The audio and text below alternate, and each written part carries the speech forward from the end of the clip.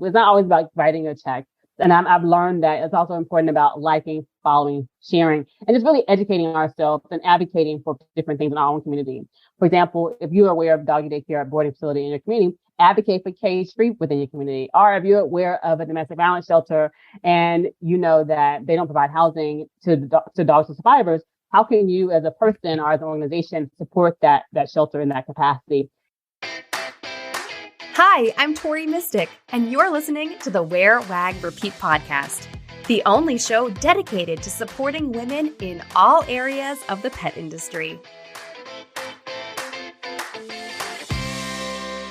I am so pleased to share this interview with you today. I am talking with Orazie Cook, the founder of Praline's Backyard. Her impactful dog daycare and boarding facility is inspired by a sobering statistic that affects women and dogs around the country.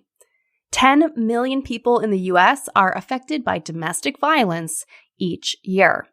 With roughly 50% of Americans owning dogs, that's 5 million dog owners who are impacted. The rough part is, the percentage of domestic violence shelters that can take pets is only about 15%.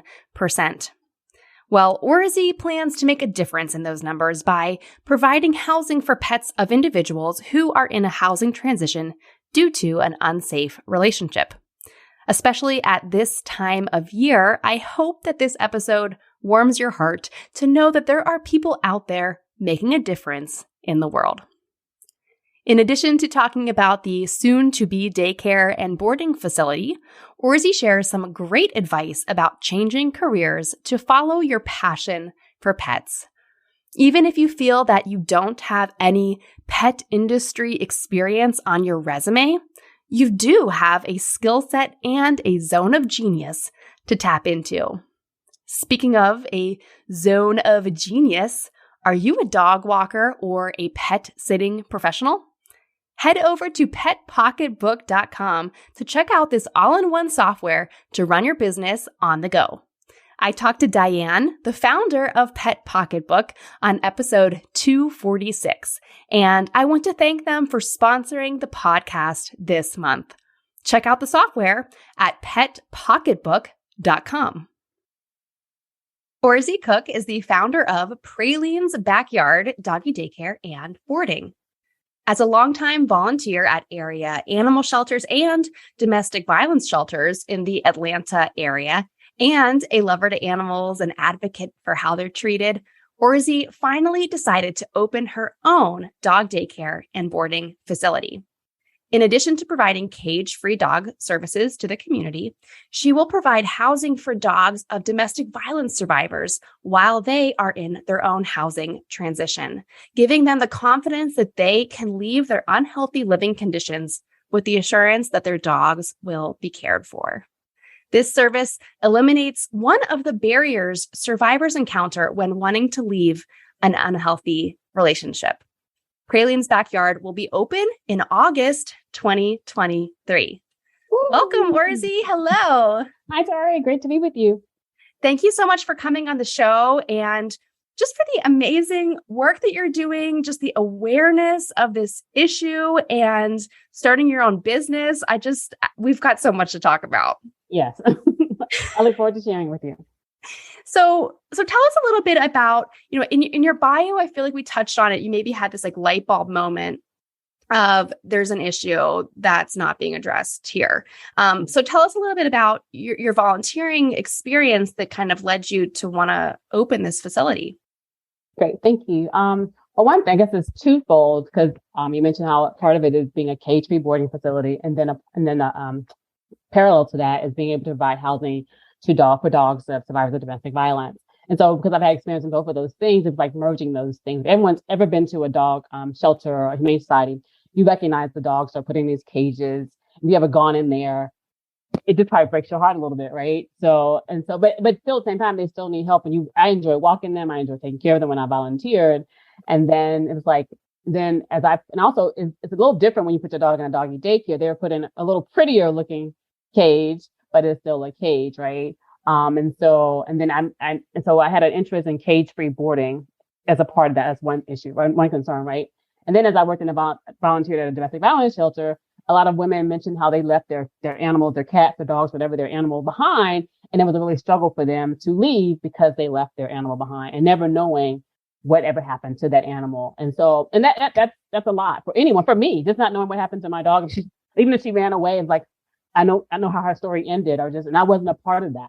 And so I think that's really heartbreaking. And so one way I wanted to do is how can I merge those two interests of mine together into an awesome business? And it kind of just unfolded together. And then COVID gave us a lot of time to think about different things. And it's like, I want to really delve into my passion. And I love my dog. And when I told you that, it's like, and so now I never thought of delving into my passion and making money at the same time and doing something that you love and getting paid to do it. And so this gave me the opportunity to merge those two things together and really work on that. So I'm excited about that. Yeah. Well, and I think it's really neat how you've come up with an idea that's a business, but then it's also got, a cause element, kind of a charitable element to it. So it's really exciting. Like you can be extra passionate about it because it's not just caring for dogs as you'd want yours to be cared for, but, you're doing really life-saving work by helping the pets of domestic abuse survivors too. Yeah, definitely. Yeah. And that's kind of the exciting part about it. Just because as I even talked about it on social media and people would IM me or DM me and just send me messages and it's just really, they'll tell me their story. And it's just like, I never even, when I started this, I thought about the people that I have met along the way, but then people continually reaching out to me. It's like, I just wish, what can I do to help? And it's just an outpouring of love and support. And so really when I hadn't been on social media before on an active way, let me say that. But then I got it out there and I was so afraid because sometimes social media can be very negative. And I was really afraid about the negativity, but I've only had such positive. And so I'm so thankful for all the positives I've gotten from different survivors, supporters. It's an overwhelming, and that's why I just love it. So I really appreciate just the response I've gotten from the community. And it really just speaks to the fact that I know that we're innately good. I believe in the good in everybody. And so I just knowing that has really been confirmed by this whole experience. Yeah. Yeah. Well, I love that you mentioned social media because that is how I met you, is through your TikTok. And I think you do a phenomenal job with all your TikTok videos. And right now, I want you to see if you can share with us, because your facility isn't opening until next summer, but you are out there now pretty much a year in advance, creating content, creating videos. So what kind of content are you creating when you're not actually open yet? Well, I had this whole phase approach in terms of opening. We're currently in phase 1. I really wanted to educate everyone. My goal is to educate 10 million people on just the barriers that survivors of domestic violence face in terms of those that have pets. Then I wanted to educate the community or just the world about cage-free boarding. And just really how that brings a lot of anxiety for a dog. I know my dog in particular, she gets stressed out when she goes to a boarding facility, when she's caged. She has diarrhea. It's a whole situation that really it's heartbreaking because I normally travel a lot with my job before COVID. And then it's just like when I used to put her in there and it's like putting I'm so sorry. And I'm paying for you to have this experience. And it's a lot. So part of it is educating and I got 10 million people from the fact that 10 million people every year are physically abused by an intimate partner.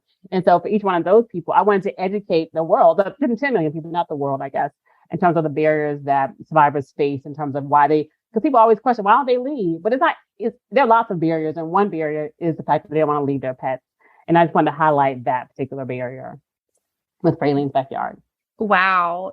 So 10 million people a year are impacted by domestic violence. Yes. In the U.S. I'm just counting the U.S. That definitely is a global number as well. Yeah. Well, and I think that we know roughly 50% of Americans have a dog or a pet of some kind. And so that's 5 million pet owners who can be affected by domestic violence. That is really amazing. Yeah, it is. It definitely is amazing. And that's not even counting the verbal and emotional abuse that people have. We're just mentioning physical abuse. That's the number. So we know there's a larger number as well. Yeah. Oh, wow. Well, so this is definitely a really important thing to raise awareness of because I don't think many people know about this. And I think, people know that people are affected by domestic violence, but a lot of it's behind closed doors and you don't see it. And then I think more people definitely don't realize the challenges of what to do with your pet if you do want to leave, because it's like leaving your child behind. And I think that's a very, very difficult position to put anyone in or know how you can't judge how anyone acts when they're in that position, I guess. Yeah, definitely. You don't know how you'll respond, but we all know how it feels to be separated from our dog. I mean, even for a temporary amount of time, or a cat, whatever your pet is. And so imagine you going somewhere and not knowing when you'll see that pet again. And you're going in a very emotional state for yourself. And so imagine that pet has been your comfort, and you're making, and it's a hard decision to make, to say, I'm going to leave, and unfortunately, I got to leave you too. Or if I take you, then it becomes it may inhibit me from really being successful in my departure. Right. And so it's really the conflict that people experience. And I really want to minimize that conflict as much as possible. I know that people have mentioned other barriers as well. There are lots of other barriers. Oh, yes. I'm in my space of working with dogs and working with pets. I want to handle that space and provide that level of assurance for them. Yeah. Yeah. We cannot eliminate the issue, but we can try to help people as much as we can. Yeah, definitely. I also love how you just mentioned that you're in phase 1 of launching your business. How many phases are there? And well, there are 3 phases. So part of it is 3 phases, because there is the pre-build, and then there's phase 2 is building, and then phase 3 is actually being open and operating for 6 months is my phase of push to that. And right now, phase 1 is educating and getting the land to acquiring the land to build upon. And so right now I'm set to close on the property at the end of November, which is that's gonna be based upon the support that I've gotten from the community and the amount of savings that I put into that as well. But definitely I've gotten so much support. So I'm just so thankful, and I'm looking forward to seeing, I'll give you an update in a year from now to see how it all unfolds. And so I just look forward to seeing what happens as I go forward with the startup. How did you figure out the land? Like, what were the qualities that you were looking for in a property? Oh, and I am so thankful for the whole community of doggy daycare businesses that have really educated me so much. So I'm just so thankful. I want it to be on acreage, because so often doggy daycares in the city, I live in the city, land is a premium. So a lot of doggy daycares have doggy daycares. They have very limited outdoor space, if any at all, so I want it to be on acreage. So I found 2 acres of land that I thought would be a perfect space to host a doggy daycare. There wasn't any doggy daycare in the area. I kind of surveyed the area to see what the need was. And then, but then I got into the whole zoning. I was educated on zoning, because not every location wants to house dogs inside or outside, because it has to do with their property value or the noise and different things like that. So actually I'm in the process of going through a zoning hearing with my local county. So I've gotten through phase 1, and I've gotten approval with some conditions, like planting large trees to separate the property from other people. It's a sound barrier and a visual barrier. So I'm going through the next phase. And by the time this comes out, I will probably be done. And hopefully it'll be zoned, and we can buy the land, and then we can start building at the beginning of next year. And so that's where I am. And that's the phase 1, is getting the zoning, and then by purchasing the land to build upon. And then phase 2 is the building. And then, like I mentioned, that phase 3 is actually opening and being open for 6 months. Oh, and you just mentioned, other doggy daycare people being really helpful with you. How are you connecting with people? I found them on social media and other podcasts, even yours too. And just reaching out to people saying, hi, my name is Orazie Cook. I'm opening a doggy daycare next year. Would you be open to really, to talking to me about your doggy daycare and just your experiences and any lessons learned, so I can learn from them? And everyone I've reached out to has been so helpful in terms of telling me everything about the zoning, because people have told me really horror stories about their zoning process. So I'm really thankful I've had a positive one. And then they mentioned to me about hiring, just like even my idea for cage free. I found a facility up in Arizona. He has like 15 facilities that are all cage free, which I think is awesome and amazing. And so he's really provided a lot of mentorship to me, and just in terms of design and how you want to make sure you do this or that to make sure you have a really safe facility, and also the importance of temperament tests, because not every dog, honestly, is viable for cage free, because we all come with different experiences, and so does dogs come with different experiences, and they might not like that overstimulation of a whole bunch of dogs together. And so just that. So the whole community has been so awesome. So I'm so thankful. I love dog people. Dog people are just the best people. And yes. But my experience with dogs. So, but I think it brings out a different personality of us, of giving and just being supportive of one another. I just love it. So yes. Pet people are the best. And I can't even tell you like how many people I've interviewed for this podcast who say that they're like, I just reached out to people and they were so helpful.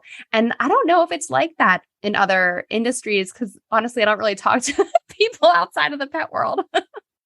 Yeah, I don't know either. Well, this is my first starting a business. And so I just had such a positive experience. And I'm just so thankful for that because I know it could have been totally different. And I'm so thankful for people writing books. I'm thankful for people like you to have podcasts to really educate me on different areas that I would never think about. Like even my About You page, like right before I met you, you had just released that podcast about, the gentleman, I think his name is Brad, something, I can't remember his name, yeah. about how to do your About Me. And I'm like, ooh, and you reached out to me. I was like, oh, I need to do my About Me and make it a really awesome page. And so, and just something really, it's simple, but it's so impactful in terms of people reading that and being inspired and motivate them to either participate, follow, share, like, or whatever in regards to Praleen's Backyard. But definitely I wanted to do that. So just you, people like you are just awesome. So thank you. Well, and I love like the About page. I think it is so important. And thank you for mentioning that for everyone, because, we're working with people's pets, no matter what kind of pet business you have. People are very emotional about their pets. And so your About page, you really need to tell people like really, really who you are, because for them to trust you with their like fur babies, they really need to feel like they really know you. So that's definitely important. So thanks for mentioning that. And you do a wonderful job of introducing yourself in almost all of your videos, which I'm like, wow, she is on it. Myself too much. Like I'm thinking, do I need to tell my name every time? People should just look back, or maybe just look back. I don't know. I'm learning. This is, again, social media is a whole new outlet for me. That every time I post, I'm learning something different. So, well, and that's the thing. Like you can introduce yourself in every video for like a while, and then like do something different for a while. Like that's the beauty of it. You don't have to like be married to any of these things. Hey, dog walkers and pet sitters. Are you frustrated or stressed about the day-to-day admin of running your business? Well, check out Pet Pocketbook. Their simple, intuitive, all-in-one software was designed mobile first, making it easy to run your business even when you're on the go. Save time with automated billing that takes minutes, not hours or days, and get paid without losing money to credit card processing fees. You're going to love their easy, professional pet parent portal for your clients to manage their pets' profiles, request appointments, pay their bills, and communicate with you, all in one place. My favorite thing about Pet Pocketbook is the clean and simple interface that makes scheduling a breeze, whether you focus on one-on-ones or pack services. I honestly could not believe that it is just $25 a month, no matter how many clients or staff you add to your account. Get started with a 60-day free trial, and a member of their pack will personally walk you through setting up your account. With Pet Pocketbook, it's not just software, but a team of real, actual humans invested in you and your success. Head over to petpocketbook.com to get started and make sure you tell them that Bert and Lucy sent you. So your business is called Praleen's Backyard. So who is Praleen? Praleen is my chocolate, beautiful Cocker Spaniel that is just awesome. I got her when she was about 8-9 weeks from my local breeder down in Florida. And I have a temperament for a Cocker Spaniel. Cocker Spaniels are my temperament match. And so she's like my fourth Cocker Spaniel. And she's just awesome. So yeah, that's Miss Praleen. And I had to close the door so she wouldn't be in here. So yeah. And how old is Praleen now? She's 5. She turned 5 about 2 weeks ago, October 15th. We had a little birthday party for her. So that was awesome. Oh, nice.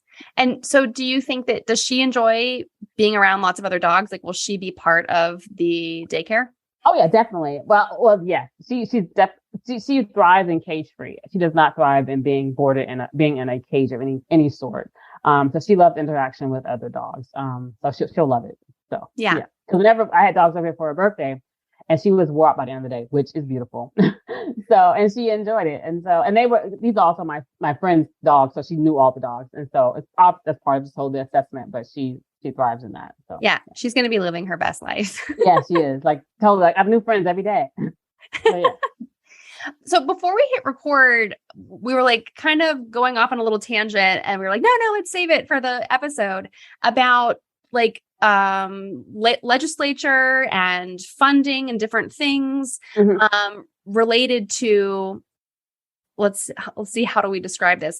But like pet housing for domestic violence survivors. Mm-hmm. And it's a complicated issue. So, you're probably like right in the thick of that, because I'm assuming that you'll be able to apply for some grants and funding in that way, right? Well, I will. Once I open, there will be opportunities to apply for grants, things of that nature, once it's open. But prior to then, it's just really raising awareness, because because obviously funding, I do want funding. So feel free to like follow, share, and donate as you feel able.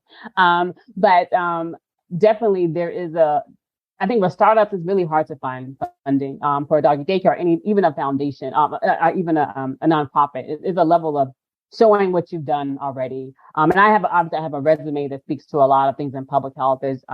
However, my resume does not include a lifetime of working with dogs in that capacity. But as I build up my brand recognition with the community, and as I work in the community as well, people will begin to see, this Pralines Backyard is doing this and doing that. Then they say, okay, then we can invest in that project. And so I'm hoping that as we continue to raise awareness and educate people on the barriers that domestic survivors of domestic violence face, and then the issue about cage-free boarding and why it's so important for dogs when they're boarding, then people they'll have a compassion and want to give and participate. Because I always tell people, it's not always about writing a check. And I've learned that it's also important about liking, following, sharing, and just really educating ourselves and advocating for different things in our own community. For example, if you're aware of doggy daycare boarding facility in your community, advocate for cage-free within your community. Or if you're aware of a domestic violence shelter and you know that they don't provide housing to dogs and survivors, how can you as a person or as an organization support that shelter in that capacity, in terms of giving or in terms of fostering dogs while their pet parent is in a shelter? Just how can you help them? And so that's what I really want to promote. It's about Pralines Backyard because I'm here in Atlanta, but there's communities around this country that unfortunately have domestic violence in their community. So what can I do to help that situation? Yeah, because it doesn't, raising awareness about it like nationwide or worldwide is not going to take business away from you. Like there is a need for this everywhere, unfortunately. Yeah. The cage free is wonderful, but unfortunately for the, domestic violence situations. But I love that you just mentioned fostering, because I had never had thought about that. But I do wonder, I'm going to have to look into the shelters in my area and see if they have a need for fosters, because that is on my 2022 list of things I want to do is foster a dog. Cool. And so that might be like a really wonderful way to do that. Mm-hmm. Definitely. So that all, like I said, there's always different options about giving. Giving is more than just money. Money is great, but there's different options. So people can always identify ways that they can give. Yeah. Yeah. And even just like you said, sharing and liking and, that makes a big difference. Yeah. Because it raises awareness, and people I'm amazed at the amount of responses I've gotten on social media. Like I have one post that has over 100,000 views, and I was just like, that happened like over the course of a weekend.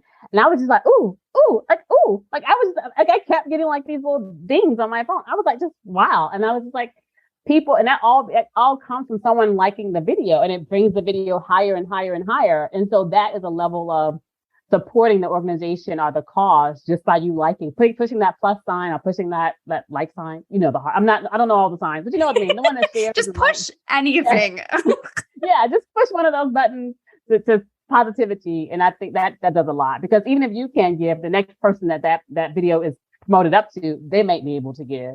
And so that's just my little 2 cents. Yes. That. I mean, that's the power of social media, is like, you just never know who your content is going to reach. So the more people it reaches, the better chance it's going to fall into the right hands, I guess. Yeah. Other hands I can give in different ways. So like I said, it's about advocating for different things in your community. So, yeah. You also just mentioned, kind of like shifting careers. Like, even though your resume, you don't have necessarily a lot of experience running a dog daycare or managing dogs, but you're pursuing this passion and this dream, and you obviously have such a passion, and you're obviously planning it all out, and you're going about it the really right way. But what kind of advice do you have for other people who want to make a big shift, but they feel like, oh, I'm not really qualified? Like, what can you say to them? Very good question, Tori. Thank you. What can I say to them? I would say go into your passion. Like, I'm a reader, so I read everything, so every book, and I can even say that the book that really probably motivate me to really take this leap of this leap into doggy daycare business and with the business of not business, but then the supporting domestic violence survivors was a book by Rachel Rogers called "We All Should Be Millionaires," and she really encourages entrepreneurship. Because like really delve into your passion, like we talked about, talk about this, there's a thing called your zone of genius and your zone of excellence, by Gay Hendricks. And it's like, I have a doctorate in public health, and that's definitely, I've spent a whole life working in public health, and I've managed $1 million projects. And so I could run a public health program anywhere in the world, right? And so, but running a doggy daycare, establishing it from the ground up is a different level of skill. But I have it because I have a passion and a love for dogs, and that's my zone of genius because I just think of things all the time. Like my dog, Praline probably gets, I'm always experimenting with things. So, but I'm always trying to learn about how to be a better pet parent, how to motivate her, how to really stimulate her more than just being cute. I want to activate your mind and just because you're smart. I see that every day. And so how can I really encourage that and foster that? And so I just recognize that. So if you want to get into doing a startup or business in dog daycare, anything related to dogs or pets, read about it. Look at people on social media, really follow them, stalk them, listen to every podcast you can, and know that you can do it. And I feel like everything I've done up to this point has led me here. Because if I look back on my life and everything I've done, I'm thinking, I could have done a doggy daycare a long time ago. I've always been interested in dogs. I've always been creative. I've always been this person. And so it's just everything coming together and me being in a space that says, I can do this now, you know? And so that's where I am now. I know I've gotten all the tools that brought me here to do this, and I can do it and it'll be very successful, and it will set the pace for how we can do this in the future.